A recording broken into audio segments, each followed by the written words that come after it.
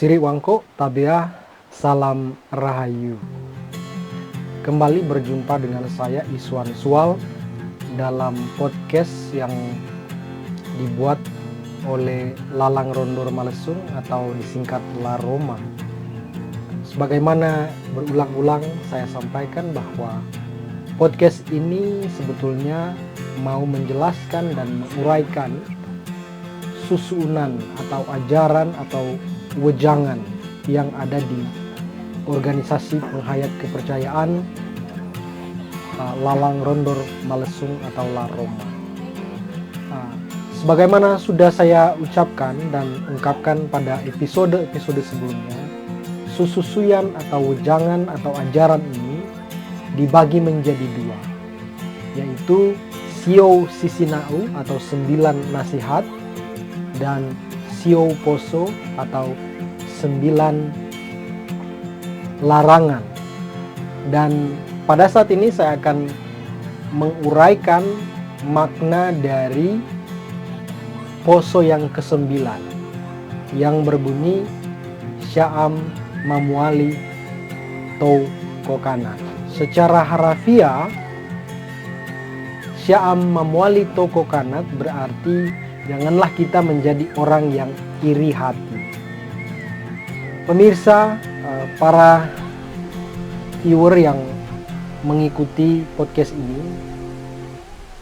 sebetulnya larangan ini tidak hanya berlaku bagi penghayat kepercayaan terhadap Tuhan Yang Maha Esa yang ada di La Roma, tapi ini juga sebetulnya berlaku bagi semua kaum atau semua bangsa, semua manusia yang ada di dunia ini.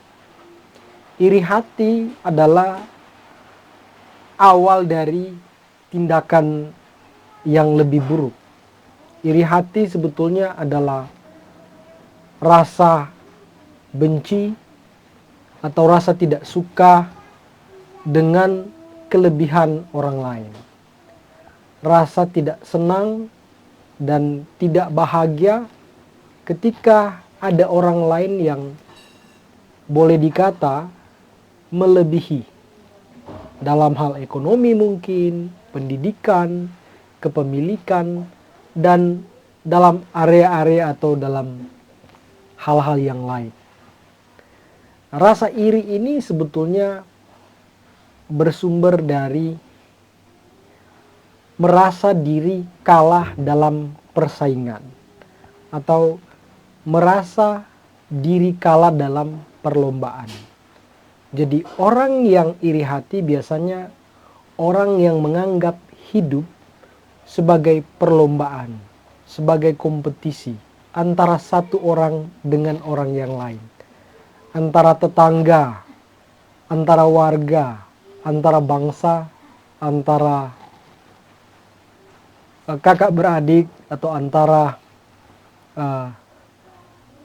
kelompok. Jadi orang yang iri hati memandang bahwa saya ketinggalan atau saya kurang dari yang lain. Padahal dalam kehidupan ini memang hidup itu beragam. Ada orang yang cepat melesat ekonominya. Ada orang yang agak lambat. Ada orang yang biasa-biasa saja. Ada orang yang karena perilaku jujur, perilaku yang positif, suka bekerja keras, ekonomi menjadi cepat berkembang. Ada orang memang sudah bekerja keras tapi dia kurang beruntung atau selalu mendapat tantangan dalam hidup sehingga dia tidak berkembang secara ekonomi. Tapi begitulah hidup. Kita tidak boleh merasa lebih rendah dari yang lain hanya karena ekonomi kita kelihatannya di bawah yang lain. Kita kebanyakan memang hanya menilai dari luar. Kita menilai orang lain yang punya mobil lebih tinggi ekonominya daripada kita. Padahal belum tentu. Bisa saja mobil itu hanya titipan orang. Bisa saja mobil itu bukan mobilnya. Atau kita melihat orang lain lebih dari kita karena kita lihat ada yang sarjana, ada yang gelar master, ada yang gelar dokter. Kemudian kita merasa iri hati karena pendidikan kita hanya misalnya SMA atau lebih rendah dari itu. Padahal sebetulnya kita bisa mengisi, misalnya pendidikan kita bisa mengisi itu dengan mengembangkan diri kita, dengan banyak belajar, banyak baca buku dan lain sebagainya. Dalam karir, kita terkadang merasa rendah, merasa kecil ketika ada teman kita yang mungkin seusia kita, sama sekolah, tapi jabatannya lebih tinggi dari kita. Kita iri hati, kita merasa kalah, kita merasa hina, bahkan lain sebagainya. Kemudian kita mulai melakukan upaya-upaya bagaimana kita bisa berada pada posisi yang sama dengan orang lain. Dan yang positif adalah kalau kita melakukan upaya-upaya yang baik. Misalnya karena kita merasa ekonomi kita kurang, kita kemudian menjadi banyak bekerja. Atau mempelajari hukum ekonomi, atau mempelajari cara-cara yang sebetulnya lebih jitu untuk mendapatkan keuntungan misalnya dalam bisnis. Tapi cara-cara yang positif. Atau misalnya kita memperbaiki kinerja kita ketika ada dalam kantor. Bisa saja dengan kita memperbaiki, maka kita memperbaiki kinerja kita, maka kita akan mendapatkan promosi atau kenaikan jabatan. Ya, sebetulnya yang diperlukan adalah kita menjadi tau ngaasan. Artinya kita menjadi bijaksana, menjadi objektif dalam menilai keadaan di sekitar kita. Tidak mutlak bahwa ekonominya kelihatan lebih tinggi dari kita, kemudian kita itu lebih rendah dari mereka.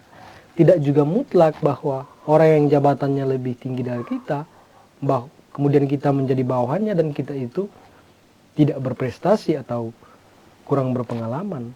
Itu pertimbangan-pertimbangan, biasanya dalam kantor ada pertimbangan-pertimbangan lain yang dipakai untuk posisi-posisi yang diberikan. Nah, yang negatif adalah ketika kita berupaya menyaingi orang lain.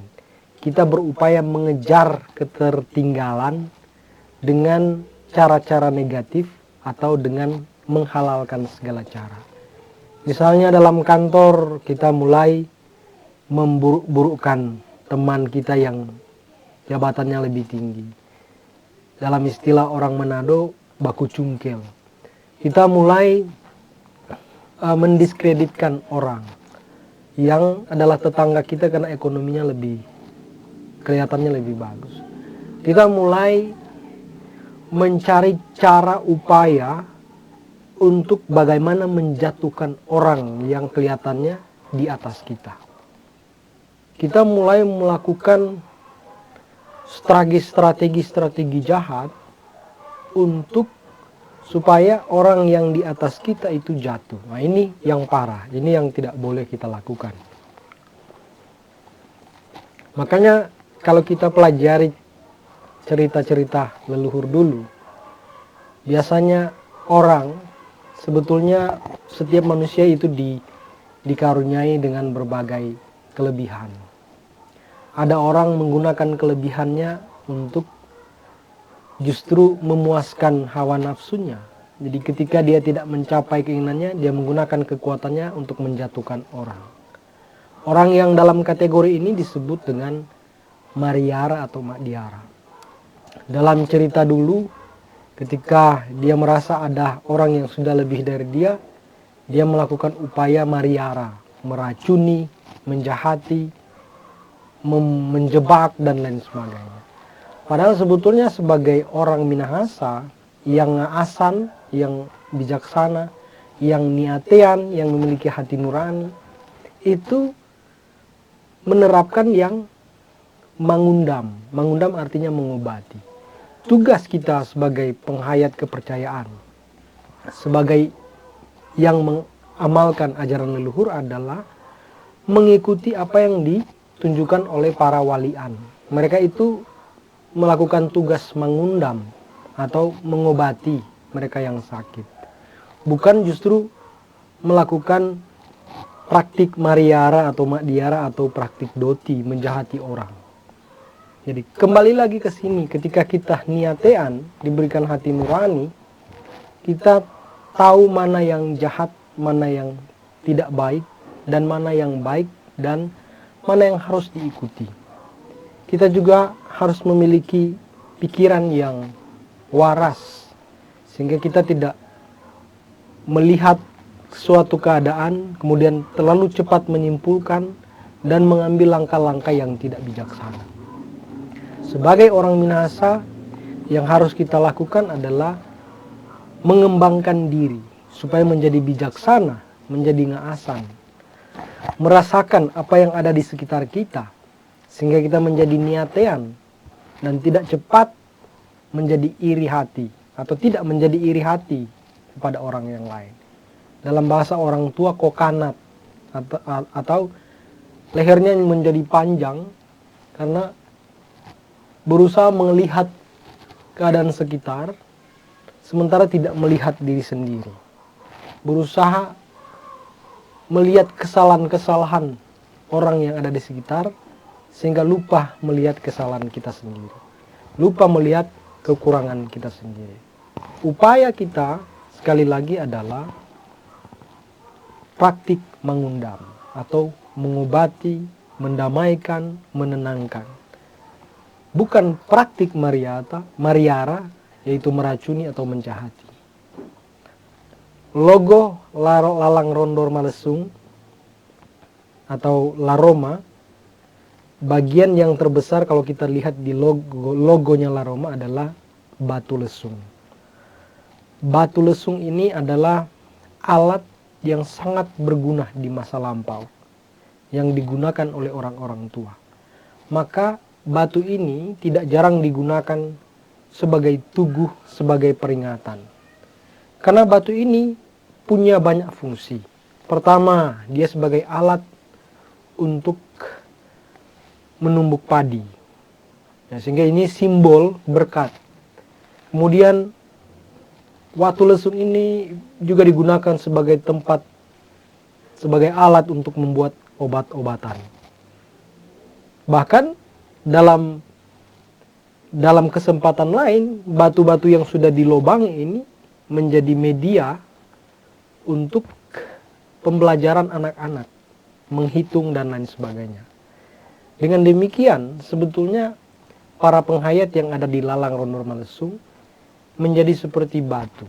Dia menjadi berkat, membawa berkat bagi sesama, mensejahterakan sesama. Kemudian dia mengobati atau mengundam. Berkat itu kamang, mamuali kamang menjadi berkat. Makanya dua orang Minahasa dulu adalah meminta kepada yang kuasa agar diberkati secara berlimpah. Pak Kama-kamangan. Tugas yang berikut adalah kita melakukan praktik mengundam, mengobati. Bahkan kita itu mendamaikan, menenangkan. Bukan menjadi mariara yang iri hati dan menjahati atau meracuni yang lain.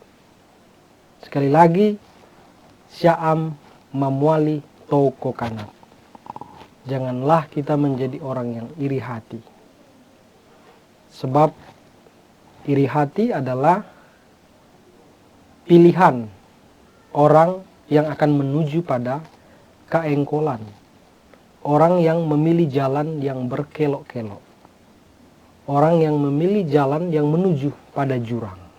Kita sebagai penghayat kepercayaan Lalang Rondor Malesung senantiasa disarankan, diarahkan, dinasihati untuk selalu mengikuti Lalang Rondor atau jalan yang lurus, jalan kebenaran. Semoga bagian ini terurai dengan baik, dengan jelas, dan memberikan pemahaman yang semakin lebar kepada kita bagaimana menjadi penghayat kepercayaan yang betul-betul mengikuti ajaran para leluhur. Siri Wangko, Tabea, salam rahayu.